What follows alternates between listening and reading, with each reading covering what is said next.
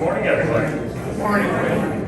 I appreciate all of you attending. I think we've got even a few more than the 130 that's in the reserve. First, as I'm sure you know, I'm Ken Sohanek, General Manager of the clubs. I brought some reinforcements today to help me out in some areas that they have a little more expertise than I do when it comes to Chelsea, when it comes to golf course agronomy. We've got Dustin Strickland, our Director of Agronomy. We have Dave Flinchbaugh, my Assistant General Manager. Dave Jomi, our Director of Golf, KJ. And I brought a special guest that is not recognizable to all of you, Alex Elmore. Alex Elmore is the Executive Vice President for Troon's Owned and Leased Asset Group. Thought it was important to have somebody from corporate here, too, to share their perspective. So I'm going to start with the why are we here.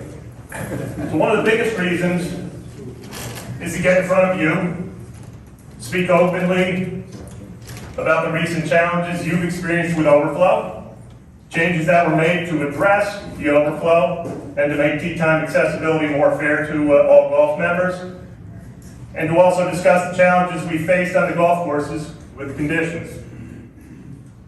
Our ultimate goal with this meeting, and with the actions we're taking now and the actions that we choose to take in the future, is to prevent this from happening again. I don't want to be standing up in front of you a year from now, 2 years from now, or 5 years from now, going through all this. I'm going to let Alex speak towards the end, give his perspective from Troon. But I do want to assure all of you that Troon and the club's management are here, committed to providing an excellent golf experience for its membership, and even more specifically, its golf membership. We're here to provide value for the dues dollar that you guys are paying. I can assure you that as an owned asset, Troon takes the success of the clubs very seriously. While a piece of Troon's definition of success does take financial bottom line into account, I can tell you strongly that member satisfaction is just as important. My past experience before I came to the club at St. James was largely in member-owned private clubs, which tend to be nonprofit. My mantra always was, if you have good member satisfaction, the bottom line financial success will follow. And it did. And I look at managing the clubs no differently than managing the member-owned private clubs that I did in the past. We're not there right now, but we're going to get there. I absolutely understand that there have been a number of obstacles and factors that have happened that have changed that golf experience, and we need to get back to that. In order to return to the experience that you all deserve and we expect to deliver, changes needed to happen, and likely more will happen in the future. I'm going to address the tee time reservation system and overflow first, then move on to golf course conditions with Dustin, before letting Alex provide his perspective from the Troon corporate side of the equation. I'll then open up the floor for questions and comments. So I'm going to start with overflow. I'm going to give you some past history to start. So pre-COVID, we did have overflow, but certainly not to the extent that we have it now.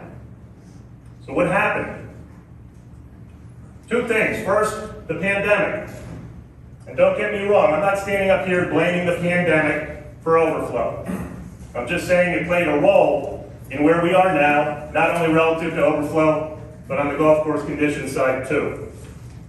COVID has changed golf in all clubs with the significant increase in rounds played. And we've got a new reality, and we too have to make adjustments to provide the expected member experience. With the pandemic, golf members played more rounds. They played a lot more rounds, 20% in 1 year. So pre-pandemic, golf members played just under 75 rounds per year. That's 2019. In 2020, that increased to just under 90. And in 21, it jumped to just over 90. Multiply that by the number of golf members, and that equates to an increase of more than 20,000 rounds. We went from just more than 180,000 in 2019 to over 212,000 in 20, and then last year we had 208,000. The mean in 2019 for rounds per golf member was 44. And now in 21, that more than doubled to 91. We went from 79 members playing more than 200 rounds to 121 in 2020 and 146 in 2021. In 2019, we had 907 golf members play less than 50 rounds, and that number decreased to 638 in 2021. Of the total golf rounds, in 2019, golf members represented 90.1% of all golf rounds. That number jumped to 93.5% in 2020, largely because of COVID. We didn't allow any non-member play for a long stretch during 2020. In 2021, we played 90.6%. Golf members played 90.6% of all rounds. Year to date, we are at 92% of all golf rounds being played by golf members. Since COVID, accommodating golf members has been our #1 priority. Once the placement happens, virtually the entire tee sheet is filled with golf members, meaning social, sport, and any guests have a very small chance of getting on the tee sheets.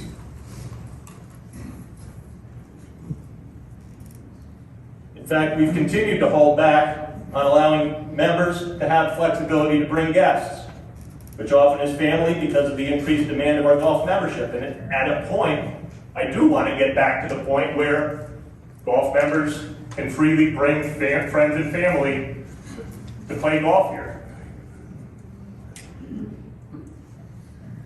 The second factor is more golf members. Since 2019, golf members have increased by 156. Total memberships increased by 100, meaning sport and social have decreased by about 56. So when you combine these two factors, overflow is at an all-time high. Simple way of looking at it is we're at a point where we have too few holes for too few members, and I've heard that from a number of members along the way. Again, simple way of looking at it is buy another golf course or reduce the number of golf members with a cap. As some of you may know, when Trude purchased the clubs in February of 2018, there was a purchase agreement that stipulated no changes to the membership structure can be made for 5 years. This stipulation is one thing that stands in our way of making some changes right now, but based on that, we still need to consider and/or implement changes that we can make. Until that time, we recognize that we need to take other steps to correct and improve the overflow.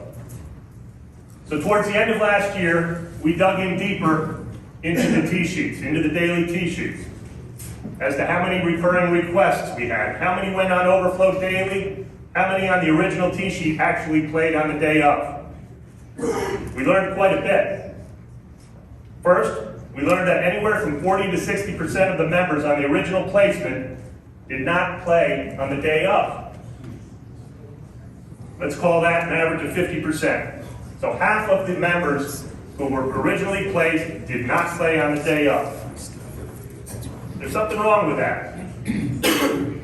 That means names are just being put in with these recurring requests with no idea of who's actually going to play.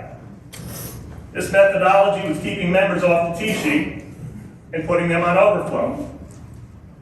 We felt it was important to figure out how can we address this problem. So we made numerous calls researching what other similar facilities are doing, and we spoke to Chelsea, our software provider, to get what their experience is with the more, and Chelsea has over 600 clubs that they serve. So interestingly enough, we learned that few, if any, operate their tee time reservation systems the way that we did. Of all the clubs Chelsea serves, none have recurring requests. Also, less than 5% of their clubs have placement out more than 4 days.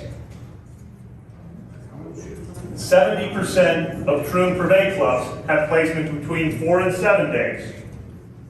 In addition, we learned that none of the Chelsea clubs and the clubs that we surveyed used a weighted average point system for their placement, which tends to favor those who play the most.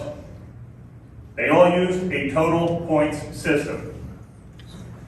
In looking at some of the other clubs that we can compare ourselves to, we also learned that Landfall has requests out to 7 days with a placement at 4 days. The Landings has a 14-day window with placement at 5 days. Army Navy Club has requested 7 days with placement at 3 days. Significantly increased demand at all clubs has created a new normal. So we took all that information and proposed changes to the golf committee that were implemented and approved. The overriding message was that overflow had become a major issue, and I can attest to that from the emails that I was receiving, not only from people who play often, but from the people who play only once or twice a week. Social sport and guest members could be booked out up to 7 days in advance, but what this meant was significant change needed to happen, and it needed to start with bringing us in line with what the vast majority of private clubs were doing. So we felt that reducing overflow and being more fair was more important than removing the prior convenience of having recurring requests and a longer placement window.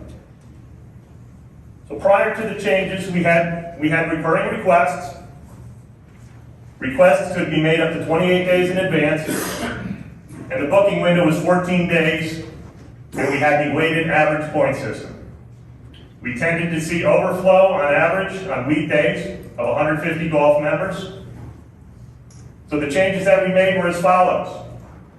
No more recurring requests. Requests could be made up to 8 days in advance, and placement would take place 4 days in advance. Total points would be used for placement. Social sport and guests could be booked out up to 3 days in advance, and any member bringing guests would also receive an additional point for each guest playing with that member. One thing the total point system did at the start of the change period was impact members who were playing 6 and 7 days a week negatively, largely because a new cycle had started. The new cycle is 11 days, so those who were playing the most before those changes took place were being impacted. In addition, any members who were put on overflow that were then finding a tee time, they were getting a point, which basically meant they were going to continue to be put on overflow. So we spoke to Chelsea. We felt that we needed to find a better balance to allow those members being put on overflow more often to be able to get tee times. So in speaking to Chelsea, beginning this Thursday, we're going to be giving anyone who's on overflow a negative half point, which should make the draw more equitable for all. Okay, so those who are on overflow with a negative half point, if they choose and they're able to get a tee time in that 3-day window, they'll wind up with a half point for play, negative half point. Those who don't play get a negative half point. We continue to learn as we monitor the data. Again, we're not even to the very end of the first 11-day cycle. Our main objective here is to reduce overflow while having accessibility to tee times as fair as possible for all golf members. There shouldn't be an advantage for those who play 6 to 7 times a week, and there shouldn't be an advantage for those who play 1 to 2 times a week. My sense is, and I've already seen it, heard it, those who were playing a lot of golf before these changes are still going to be able to find times and play a lot of golf after these changes have gone into place.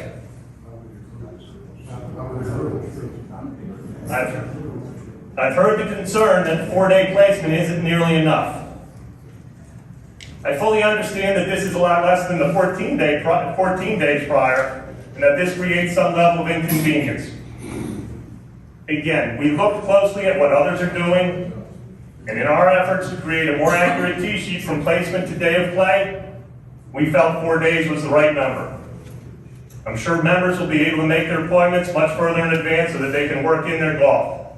I'm not standing here saying that this is the be-all, end-all, because we've proven that we do have flexibility to make adjustments. But this is the starting point. We need to give this a chance before we start instituting any other ideas that I'm going to touch on in just a bit.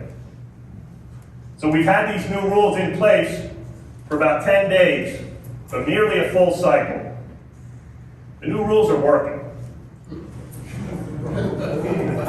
You can laugh. We've learned that overflow has gone down on weekdays from the average of 150 to less than 100.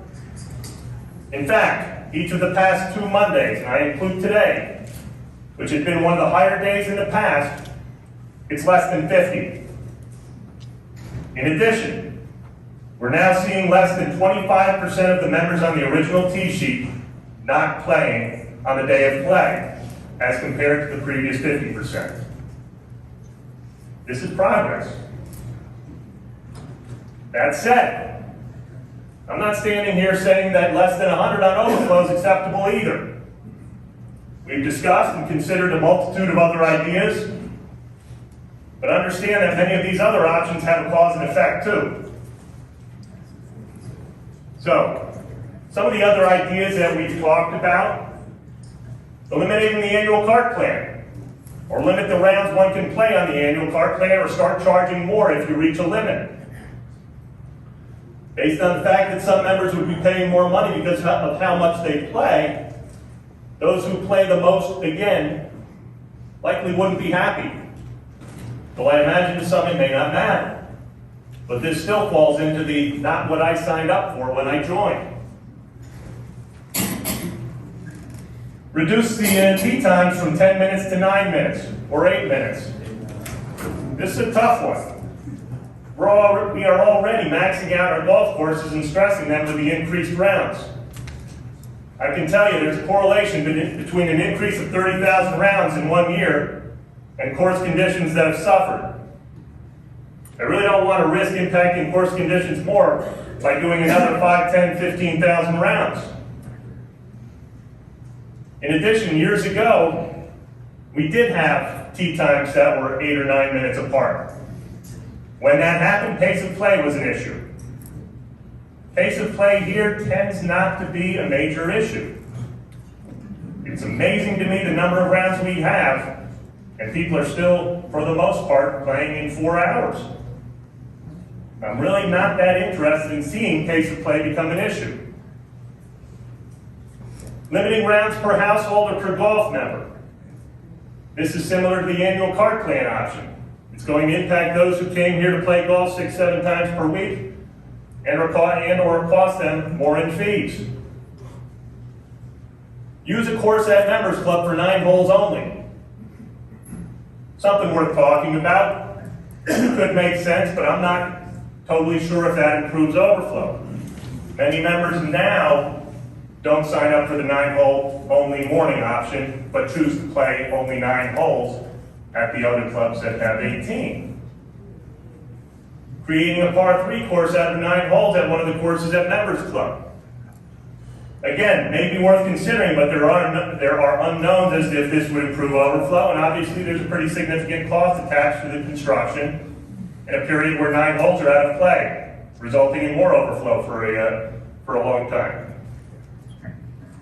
Adjusting MGA, LGA timing.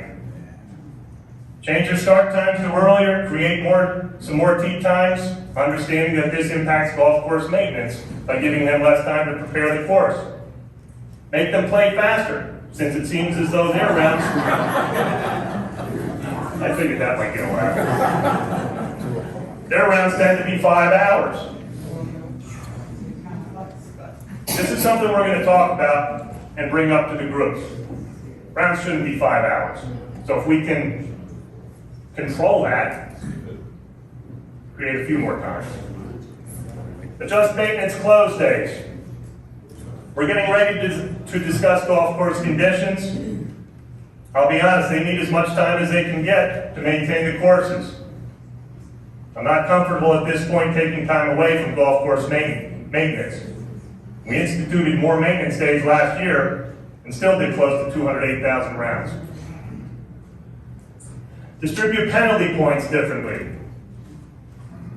This is a tough one too. We need to monitor the tee sheets closely to see if there are members gaming the system, and if so, figure out how to penalize them or figure out the loopholes to prevent gaming the system. Sometimes easier said than done, but I can tell you that none of us want to see golf members who are doing the right things not be able to play because others are using loopholes. All right, instituting amendment. The last two are, get back to my original point of establish a cap or buy more holes. So instituting a membership cap. This is the big one that everyone talks about. So we currently sit at 1,396 golf members. What's the right number? 1,200? It's a number that's been bandied about. So, I mean, that's a reduction of almost 200. While this may be the right number, getting to that number doesn't happen immediately. It's not like I can all of a sudden tell Becky to go to the last 200 golf members that came in here and say, sorry, you're going to be a social member until we have enough attrition to get you to be a golf member. So the transition, it happens, it can happen, but it's something that probably happens over a couple of years. You know, some sort of program, 2 out for 1 in, to get to that 1,200 number. In addition to that, there likely would be some cost attached to the loss of dues to get down to the 1,200 number, offset that variance. So the other option that has been thrown out there is purchase more golf holes. I can tell you that Troon is more than willing to consider this option if and only if it is deemed a good investment. What's considered a good investment? Increased membership satisfaction with a good return on investment. It's not purely financial. And being the owned asset we are, membership satisfaction absolutely comes into play. I don't control those purse strings. Alex does. And Alex will touch on that. Okay. Again, the main point is Troon is more than willing to look at opportunities that are out there. So before we get to golf course conditions, I want to reinforce again that we really are trying to do the right things for all golf members with these changes. We're also more than willing to keep addressing the overflow if it continues to be an issue that affects many. I speak regularly to Alex and to Bruce Blasco and to Troon Corporate, keeping them aware of what's going on, and I know how important they feel St. James is and how important the success of St. James is to the portfolio of clubs for Troon. All right, Dustin, we're going to move on to you. I'm going to give you just a little bit of background overview before I put you on the spot. Again, our major objective when it comes to golf course conditions is to make sure we don't have to be standing up in front of all you explaining what happened, what we're doing to address the issues, and what we're doing to prevent some of the issues from occurring in the future. That's what we're going to do today. I'll start with COVID again because it did play a role. It played a role in staffing. And obviously it played a role in the increased play. A year ago, we came out of the winter with some unhealthy turf, roughs and fairways, and we resodded them. Dustin can talk about that in a little more detail. We also brought in an outside contractor to tackle some of the maintenance issues, supplementing our own team, largely because we were short-staffed. With that added help, we recovered to a point that our conditions were really pretty good, leading into 4 high-profile events in August and September. The PGA Carolinas Championship, our own club championship, Ladies Cattail Classic, followed by the Men's Cattail Classic. And the club championship, Ladies Cattail, and Men's Cattail were on 3 consecutive weeks. So those events did create some added stress on the golf courses. Soon thereafter, we experienced the fungus, which is called take all root rot, in the greens at Founders. and players. So this fungus, it normally hits greens in the spring, but based on the stressed greens, it took hold in the fall, the worst possible time. Dustin will get into the details about the fungus, but when it hits in the fall, there's no grass growing again to recover until now. And frankly, the weather this late winter and spring wasn't terrific either, with it being colder. And then we experienced the issues at reserve, which again Dustin will touch on. But in the past weeks, we've had a professor from NC State here, along with a rep from Syngenta. And this past week, we had Troon's Corporate's lead agronomist, Dave Nichols. Dustin again will discuss his findings and his recommendations, but I met with both Dustin and Dave last week, and we all agreed that more funds and resources are going to be provided, not only to recover, but to maintain and improve. We're bringing in an outside contractor again to supplement Dustin's team, and we've also made some personnel changes to strengthen the team, most notably adding another superintendent to the 3 that we already have. Dustin and I talk about it all the time. The 210,000 rounds that we're currently doing, it's a lot. But it's also become the new normal, and we have to find a way to be better and meet and exceed those expectations. Those are expectations not only of you, but of ourselves. It's been a rough 6 months. None of us want to go through it again. So with that, Dustin, I'm going to turn it over to you.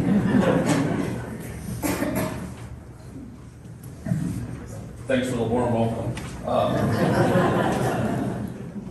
No, I think our first slide, Kent touched on most of it. 2021 was rough, more plays, less people, a lot of I mean, you guys know that story. We did come back strong, and then we fell flat on our face. With the microphone. Sorry about that. So 2021 started off weak, coming out of heavy playing winter, low staff, turned it around, and then fall hit us right in the face. Can't cover most of that. Take all root rot's an interesting fungus, to say the least. It's something that usually affects the plant late summer, early fall, and you see the symptoms, this time of year, late winter to spring. And we see some of that now. The difference is it looks mottled, but it doesn't weaken your turf enough to have some turf loss in worse conditions. We did all we could during that time, plugging, trying to get it back, covering, fertilizing, but now we're really seeing the results of things starting to turn around. Dr. Treadway, Ben Peterson, and Jen were out here. So everybody knows we were on a strong fungicide program last year. We didn't just start throwing fungicide now. We actually were between the tournaments, added a fungicide applications because we thought the weather was favorable for disease development, and still ended up with getting hit pretty hard. So through that, we're going to make some changes. Obviously, a couple are improving some potassium, manganese nutrients in the soil, and also going from a shortened interval. So typically, some of these fungicides are 10 to 14 days, 21 to 28. We're going to shorten those intervals. NC State's produced a lot of material because now we're seeing it in our area everywhere. So it's a hot topic on Twitter and NC State bulletins. But their reasoning is the heavy rainfall through June, July, August of 40 plus inches lessen the effectiveness of our fungicide applications, even with a strong program. So, and then Dave's visit. Dave Nichols is somebody I've worked with for a long time. He's one of the top agronomic persons in Troon, but also in the country. So we did forensics, right? We're looking at what we did, where was the result, make any changes. Summarize all this, you can't mention is the demand's not going away. We're not going to solve overflow by reducing rounds. We get that, but we still have the expectations to meet. So a lot of our inputs is just getting bigger, stronger, faster. What are we going to do to recover? Mayerification is coming up, and I know we all love this time of year. So the next 4 weeks, we start aerifying the golf courses. while that is some disruption for a couple weeks, that'll truly help balance out the greens, give us a week of time to do some other projects, including sodding with an outside company to some of the rough traffic wear areas. So it'd be a great week for us to get the golf courses back to close where we want them. We're increasing our fertility and plant protections, not only to the greens, but to the shaded tee areas, worn areas. We see spring dead spot out there in the rough. We treat the fairways, but really trying to do everything we can leading into winter, because that's where we have our major issues is coming out of winter. Staffing is going to be important. Having 4 superintendents gives me a direct line to each course any second of the day with the skilled personnel that can complete the task at hand. We're going through a lot of training right now. Our staff is bigger than it was today, or is bigger today than it was middle of last summer.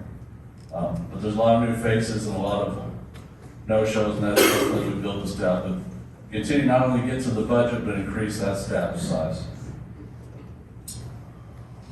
Shade reduction is huge on Reserve Club, specifically the TIS board.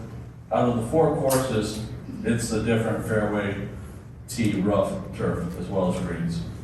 Shade reduction, we took out 80 trees this winter. We'll have to spot select more.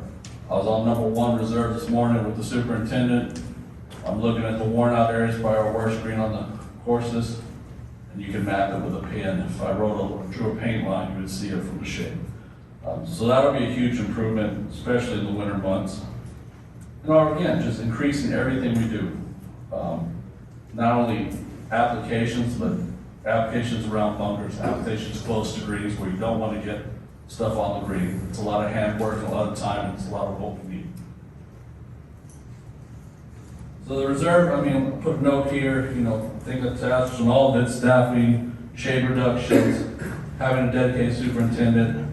We're gonna do some district testing, which basically tests how air, nutrients, and water move through the soil, with those greens being transitioned to Bermuda a couple years ago. And also, as much as we're talking about doing more, we're talking about doing less in the winter. We need to back off the pedal and not cause wear on our end, on the maintenance side of things, to contribute to anything negative. So how do we maintain the conditions year round? Again, going back to staffing, that's huge, that's number 1. The more staff we have, the more production we have ahead of play. Because once play catches us, plays everywhere. So those days, you guys at 10 o'clock, it's slow go for our team. Touched on the superintendent, the added applications, expand cultural practice. This is a good one. Top dressing approaches, firming conditions up. Those are all time and important things we can now meet with improving our staffing size. I do want to touch on staffing size, but we're also looking at some success we've had on the F&B, the food and beverage end, have had hiring more skilled positions to fill a normal position. More second assistants, kids coming right out of college, and getting people that really understand what we're doing and can do these applications and processes to help us, where it's not always the assistant or the superintendent, or myself. We look at bunker conditions. With the capillary concrete, when we're not irrigating, they can dry out pretty quick. That leads to soft conditions. So Dave and I were looking at specialty irrigation that only treats the bunker sand, because we don't want to water the whole golf course and have firm sand or wet conditions.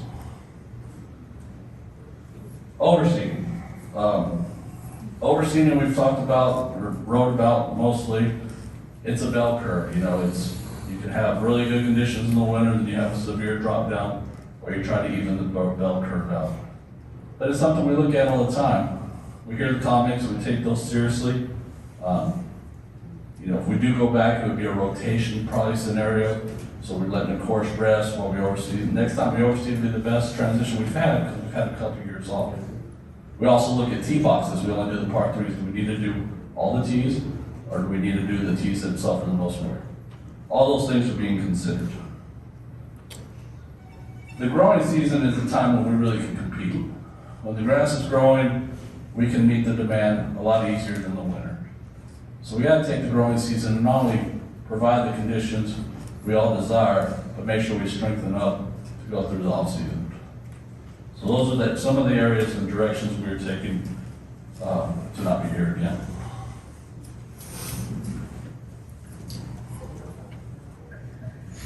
I'm gonna hand the microphone right over to Alex to give some perspective on Truman's corporate side. Great, thank you, Ken. Thank you, Dustin. Good morning, everybody. As Ken said, I'm Alex Elmore. I run the owned leased asset group for Truman. I've been with the business a little over a year now, and looking forward to spending time with Kent and his team on properties to really get a better feel. I've been very involved with Kent and the executive team at Truman for that year, talking about the business. And I just wanted to start, really 3 things I made notes on. One is the current reality that we are in, and we're not alone here at these clubs. 2 is the challenges of that reality and the approach that you've just heard from Kent and Dustin, fully supported by us. And then 3 is our commitment to the clubs moving forward. So the first thing I thought about is Kent was sharing some information from the Chelsea research and other things. When you look at the National Golf Foundation, a lot of information available on their website. We are not alone here. For 10 years plus leading up to COVID, clubs were closing at a rate of about 10% a year. And rounds were relatively flat in the golf industry. There were some interesting numbers within the numbers with Top Golf and Screen Golf and some other things. But the reality is, in the beginning of 2020, when it all shut down, things just changed, right? We went from not knowing how COVID would initially affect volume and rounds of golf to very quickly, as certain states and cities began to reopen and private clubs began to reopen, the demand for golf, the supply-demand curve just simply changed. So we are not the only ones dealing with more rounds of golf and overflow issues. And that's demonstrated by the research Kent and his team have done through Chelsea, but also with Rob DeMore and the Trim Privé folks and the hundreds of clubs that we manage around the world. So not alone, and that's good news that there's a lot of people to talk about what the right solutions are. On the specific challenges, I mentioned Kent and his team have our full support to figure this out. Change is hard, right? Change is constant, but change is hard. And you saw the data that Kent shared. The reality is we have to address this issue, and we want to do it with the member satisfaction, the member experience first in mind. And there's no doubt that when we make changes, it affects people in different ways. And our goal is for the majority of the membership to equitably handle the tee times in a way that members who are paying dues have equal access and a great experience. And unfortunately, when you implement changes, which again are based on a lot of research from what other clubs are doing around the country, specifically through Chelsea and others, you're just going to impact those fringes and those different groups in different ways. The good news is the changes we've made, we will evaluate, and we will continue to refine and tweak as appropriate to get to the best place we can. But I get it. Certain groups, it impacts in different ways, and other groups in other ways, and maybe the 70 or 80% in the middle, it just works. But know that we're following the guidance of folks who do this for a living. And it's data-driven, and it's club-driven, so we're not just, trying to figure out how to solve it at one spot. And know that we have your best interests in mind as we go through that process. On the agronomy side, Dave Nichols I've worked with a bunch. He is truly one of the best resources in the country, not just here at Trinity. So when Dustin says he was on property, and they spent a couple of days on property, and they did some forensic accounting of the agronomy practices, and they've put a plan in place, that's real, that's good, and they have our 100% commitment, whether it's staffing or other resources for the agricultural programming, to make sure we get ahead of this and treat what's happening. There's pressure on play. We've definitely had one of the hardest winters / early springs that I can think of in many years, especially in this region where Bermuda grass got to wake up and start growing. Bermuda grass thrives on temperatures and sunshine, and there just hadn't been a whole lot of that. in this region. Add the take all root rot from the fall and the impact now, it's just where we are. Golf courses are living, breathing organisms, and we've got some of the best quote-unquote doctors in the golf industry looking at it and supporting Dustin and his team to get it right. So I just want you to feel confident about that. My last thing was on general commitment, so I just touched on it a little bit. But whether it's the overflow issue or whether it's the agronomy issue, we will support the efforts and help Kent and his team get to the best possible solution that provides the best member experience. That's our goal. Yes, we own the property, but we've owned and managed many properties over many years. And our job is to provide an amazing member experience because we know if we do that in a private club setting, people will visit the club, use the club, and that leads to ultimate success. So without you, we don't have a business, so it's our imperative to make sure we're providing the best experience we can. Also going to support the dollars for labor, the dollars for the additional fertilizer, additional work that we need to do on the golf course. And that's why I'm here today, and I just wanted to make sure you guys heard that directly from me. So thanks for having me. I'm looking forward to the next couple of days. And Kent, I'll turn it back over to you.